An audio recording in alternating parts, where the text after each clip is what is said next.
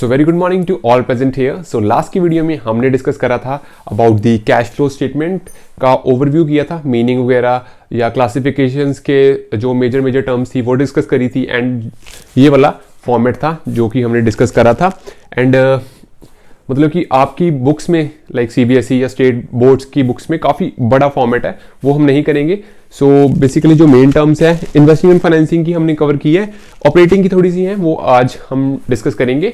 And step by step जो questions आएंगे उसमें जो आइटम्स एड ऑन्स होगी वो आपको बताते रहेंगे। सो आज हमारा फोकस रहेगा ऑन द ऑपरेटिंग एक्टिविटी। सबसे पहले करेंगे net profit before tax and extraordinary items के ऊपर डिस्कशन, उसके बाद adjustments, non cash non operating, and last में हमारे रहेंगे current liabilities and current assets के ऊपर डिस्कशन रहेगी। एंड तीनों जब कवर कर लेंगे सो लास्ट में इनकम टैक्स पेड लेस करने के बाद हमारा आंसर आ जाएगा cash flow from the operating activity. So आज की डिस्कशन में हम ऑपरेटिंग एक्टिविटी के ऊपर ही डिस्कस करेंगे। सो क्वेश्चन करते हैं स्टार्ट। अगर आपने लास्ट वीडियो नहीं देखी तो फर्स्ट पार्ट जरूर देखिए, सो दैट आपको एक अच्छी एंड मोर क्लैरिफिकेशन होगी। सो मैं इसको रब कर फॉर्मेट वगैरह या क्वेश्चंस नोट कर लेता हूँ। सबसे पहले हम करेंगे according to AS3 accounting standard 3 हम कैश फ्लो स्टेटमेंट बना रहे हैं। सो सबसे पहले जो इसका मेन रहेगा net profit before tax and extra ordinary item, जो फॉर्मेट है उसके साथ हम कुछ नहीं कर सकते। सो जो ये वाली चीज़ें हैं एड लेस वाली, सो दैट्स वाई हम इधर नहीं लिखते। कई स्टूडेंट्स का ये क्वेश्चन होता है कि आप एड लेस इधर भी कर रहे हो, सो इसको क्यों नहीं ऐड कर देते, मतलब ऐड माइनस वाली चीज़ें इधर क्यों नहीं ऐड कर देते। सो हम अकाउंटिंग स्टैंडर्ड्स के साथ कुछ वो नहीं कर सकते, चेंजेस नहीं कर सकते। सो जो उनका फॉर्मेट है उसको हमें लेकर चलना होगा। सो दैट्स वाई हम इसको वर्किंग नोट में साइड में लिखते हैं। ओके, सो बात करें net profit before tax and extraordinary items की। सो लास्ट क्लासेज में हमने इनकम स्टेटमेंट्स करी थी +1 में। सो +1 में एंड +2 के कई जगह यूज़ होती है। सो बात करें इसमें क्या है, सबसे पहले नेट प्रॉफिट जो हमारा स्टेटमेंट ऑफ P&L का ओपनिंग क्लोजिंग का जो डिफरेंस आता है, मेजॉरिटी ऑफ द केसेस में सरप्लस ही आता है।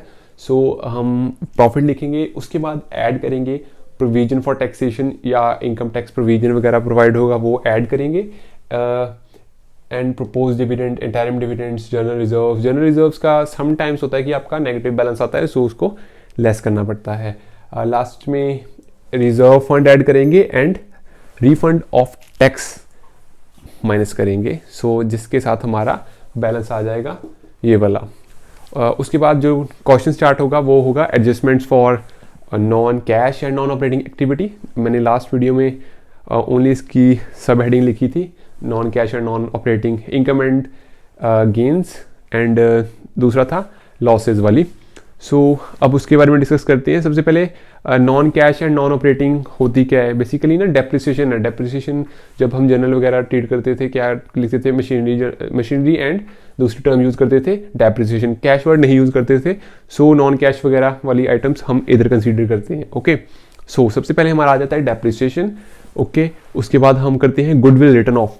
गुडविल रिटर्न ऑफ के भी ना एक छोटे छोटे पार्ट्स हैं, मैं डिस्कस करता हूँ आपके साथ। अगर बैलेंस इंक्रीज हो रहा है सो दैट्स मीन कि आपने परचेज करी है गुडविल, एंड अगर डिक्रीज हो रहा है सो वो ये वाला केस है गुडविल रिटर्न ऑफ।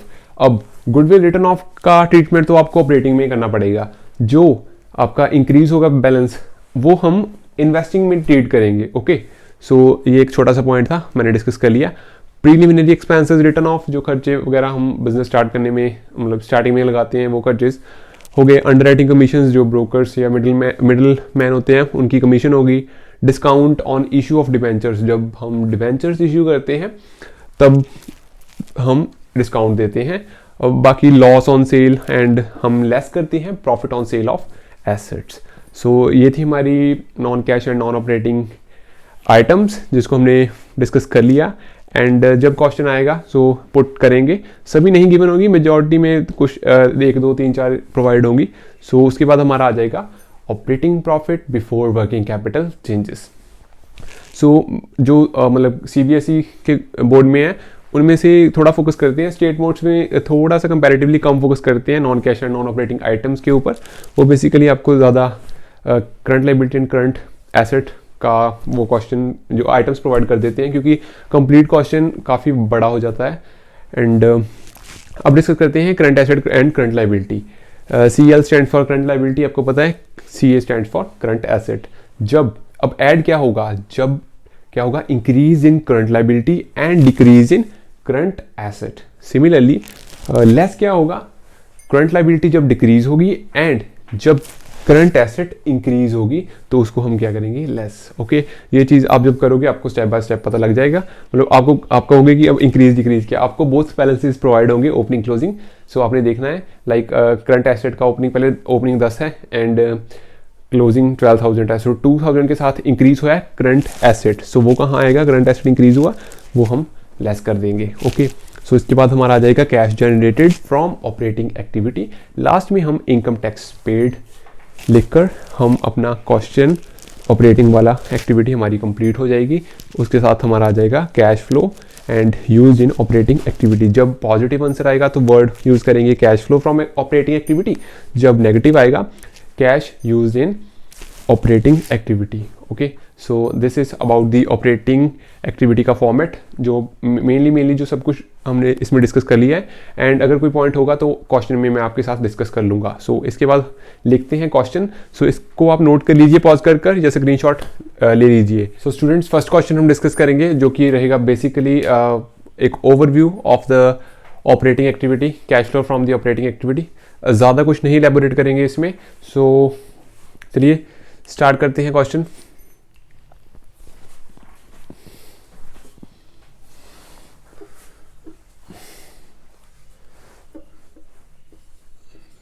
Solution.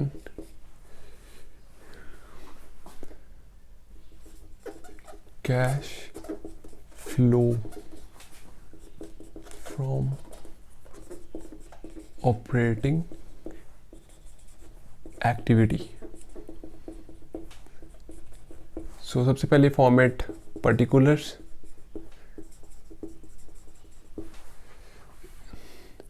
एक डिटेल एंड एक ब्लॉक का अमाउंट होता है। सो हम बेसिकली चलो दोनों बना लेते हैं।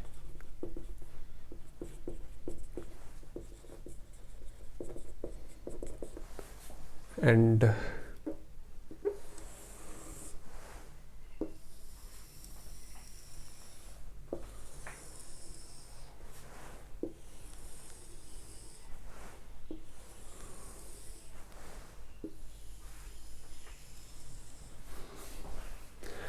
सो सबसे पहले आप देखेंगे, मैं एक बार आपको क्वेश्चन बता देता हूँ। कैश कैलकुलेट कीजिए cash flow from the operating activity.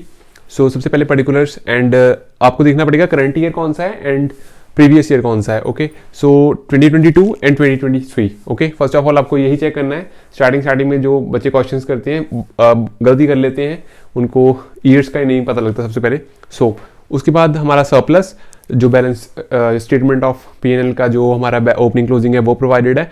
So majority of the cases मैंने आपको ऑलरेडी बता दिया था कि प्रॉफिट आएगा। उसके बाद हमारे bills receivable 180, 140, accumulated depreciation 320, 3 lakh, outstanding rent 40,000 and 16,000, prepaid insurance 12,000 and 14,000, goodwill again रहेगी 160 एंड 2 लाख की, इन्वेंट्री एंड हमारा जो स्टॉक रहेगा वो रहेगा 180 एंड 140 का। सो कई बार आपको अमाउंट्स नहीं दिखती कैमरा में, सो मैंने एक बार आपको बता दी है, सो आप चेक कर सकते हैं। उसके बाद सबसे पहले हमारा आएगा net profit before tax and extraordinary items. So इस क्वेश्चन में बेसिकली एक्स्ट्रा ऑर्डिनरी आइटम्स वगैरह या कोई भी नॉन कैश डेप्रिसिएशन वगैरह है, जो मैंने आपको पिछली बार बताई थी, like propose dividends, provision of taxation वगैरह, वो चीज़ें नहीं होगी। सो वो ट्राई करेंगे नेक्स्ट क्वेश्चन, मतलब नेक्स्ट वीडियो में नेक्स्ट क्वेश्चन में डिस्कस करेंगे। सो आज का हमारा बहुत ही बेसिक क्वेश्चन रहेगा। सबसे पहले net profit before tax and मतलब जो भी है उसके बाद वाला ही है। सो इसमें कुछ ज़्यादा मेजर नहीं है। सो अब देखते हैं हमें क्या प्रोवाइडेड है। सरप्लस प्रोवाइडेड है, आप देख सकते हैं जो 2022 का था वो 2 लाख था एंड 3 लाख। सो हमारा जो 1 लाख हमारा सरप्लस बैलेंस आ जाएगा लाइक अ प्रॉफिट। नेक्स्ट क्या है, नेक्स्ट हमारी है, मैंने आपको एक चीज़ बताई थी मैं लिख देता हूँ, लाइक वो थी operating profit before working capital changes.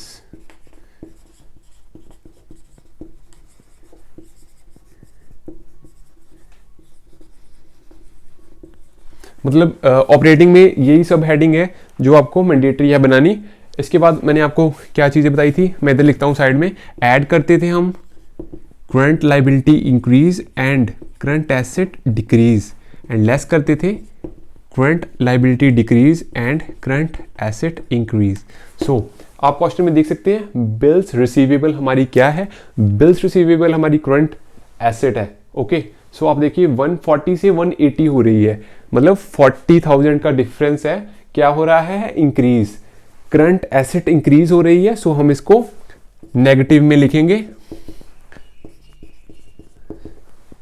Bills receivable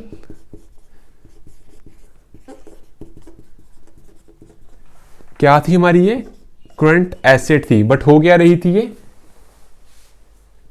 increase. So that's why हमने इसको माइनस में लिखा है। सो इसका बैलेंस क्या आएगा 40 का, वो हम आपको इधर लिख देते हैं 40,000 का नेगेटिव बैलेंस। ओके, सो मैंने आपको कहा था जो हमारी non cash and non operating items रहेगी वो हम इधर डालेंगे। सो एक्यूमुलेटेड डेप्रिसिएशन हमारी नॉन कैश आइटम है, सो हम इसको एक्यूमुलेटेड डेप्रिसिएशन की हेडिंग देके इधर डालेंगे। डिफरेंस इसका क्या रहेगा? 3 to 320, 20,000 आपका इधर आ जाएगा। इसको सीधा लिख लेते हैं। ओके, हमारा ये भी डन, ये भी डन, ये भी डन। एंड लास्ट मतलब उसके बाद हमारा आएगा आउटस्टैंडिंग रेंट। आउटस्टैंडिंग रेंट की बात करें तो आउटस्टैंडिंग रेंट हमारा क्या है आपको बताइए? करंट लाइबिलिटी है। सो आप देखिए करंट लाइबिलिटी है आपकी, इधर मैं लिख देता हूँ करंट लाइबिलिटी। अब देखिए 16,000 से 40,000 हो रही है, करंट लाइबिलिटी इंक्रीज हो रही है। करंट लाइबिलिटी इंक्रीज होगी तो हम क्या करेंगे? ऐड में डालेंगे। ओके, आउटस्टैंडिंग रेंट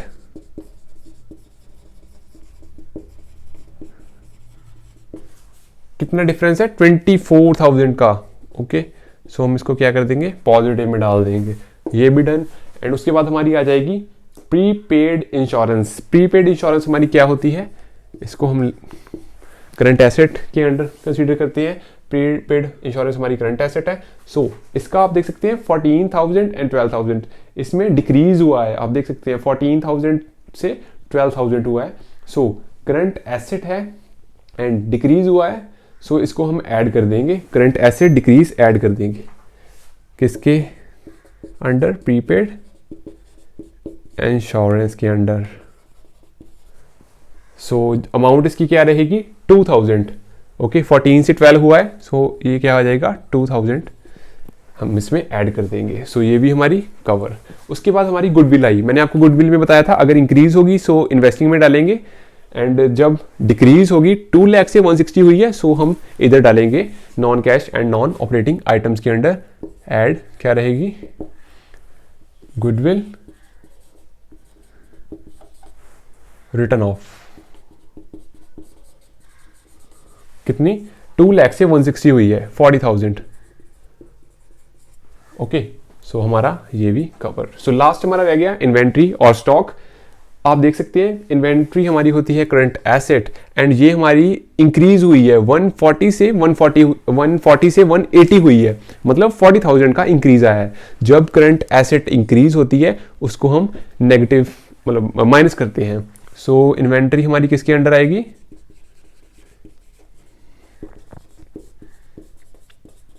लेस में, और अमाउंट का जो डिफरेंस रहेगा 40,000 का रहेगा।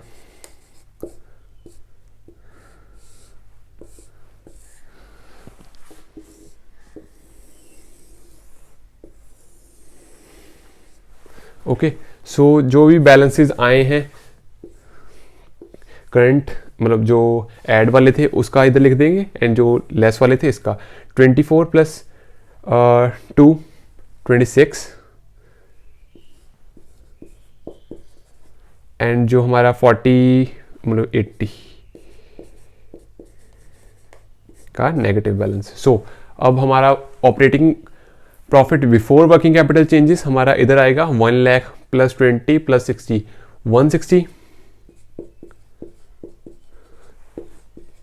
एंड 160 में हम ऐड कर देंगे 26, ये आ जाएगा हमारा 186 ओके एंड उसमें से हम माइनस कर देंगे 80 186 माइनस 80 हमारा आंसर आ जाएगा 106 1,06,000 हमारा आंसर आ जाएगा। वो उसको क्या लिखेंगे, cash flow from operating activity.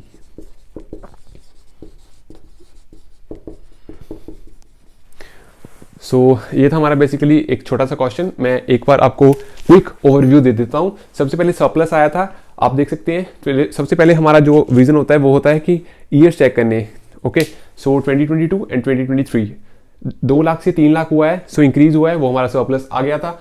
Bills receivable हमारी क्या थी, बिल्स रिसीवेबल हमारी करंट एसेट थी, इसका 140 से 180 हुआ था। जब इंक्रीज होती है सो हम इसको माइनस में लिखते हैं, 40,000 का डिफरेंस था, वो हमने नोट कर दिया। एक्यूमुलेटेड डेप्रिसिएशन आता है non cash and non operating items के अंडर, सो हमने एक्यूमुलेटेड डेप्रिसिएशन लिख दिया था। 3 लाख से 320 हुआ था, सो 20,000 का हमने डिफरेंस डाल दिया था। आउटस्टैंडिंग रेंट करंट लाइबिलिटी थी हमारी 16,000 से 40 हुई थी, इंक्रीज हुई थी current liability. So current liability जब इंक्रीज होती है हम ऐड करते हैं, सो हमारा आ गया था आउटस्टैंडिंग रेंट। डिफरेंस कितने का था, 24,000 का, वो हमने लिख दिया था। सो उसके बाद प्रीपेड इंश्योरेंस, वो हमारी करंट एसेट थी, 14,000 से 12,000 हुआ था, मतलब डिक्रीज हुई थी। वो जब डिक्रीज होती है हम ऐड करते हैं। 2,000 से डिक्रीज हुई थी प्रीपेड इंश्योरेंस 2,000। ओके, गुडविल मैंने आपको बताया था, जब गुडविल इंक्रीज होती है सो परचेज होती है, उसका रिटर्न इन्वेस्टमेंट में करते हैं, इन्वेस्टिंग एक्टिविटी में करते हैं। अगर रिटर्न ऑफ हुई या अमोर्टाइज है सो हम इधर लिखते हैं जब डिक्रीज होती है। सो 2 लाख से 160 हुई थी, 40,000 का डिफरेंस था, वो हमने इसमें ऐड कर दिया। लास्ट था हमारा इन्वेंट्री और स्टॉक, जो कि थी हमारी करंट एसेट। 140 से 180 हुई थी, मतलब इंक्रीज हुई थी। जब करंट एसेट इंक्रीज होती है सो हम इसको माइनस में लिखते हैं। इन्वेंट्री हमने डाला था, डिफरेंस आया था 40,000 का, जो भी था हमने एड ऑन्स करके लेस कर हमने आंसर निकाल दिया है। इनकम टैक्स पेड वगैरह नहीं प्रोवाइडेड था, सो हमने इसका जो आंसर आ गया cash flow from operating activity 1,06,000 आपका आंसर आ गया। So this is it for today. Video अच्छी लगी तो लाइक ज़रूर करना, एंड अगर कोई भी क्वेरी है so let me know in the comment section, and आपने अपनी दोस्तों के साथ ये वीडियो ज़रूर शेयर करनी है, सो दैट्स वाई उनको भी हेल्प मिले कैश फ्लो स्टेटमेंट समझने में। So thanks for watching, keep supporting, like and subscribe ज़रूर करना। Thank you.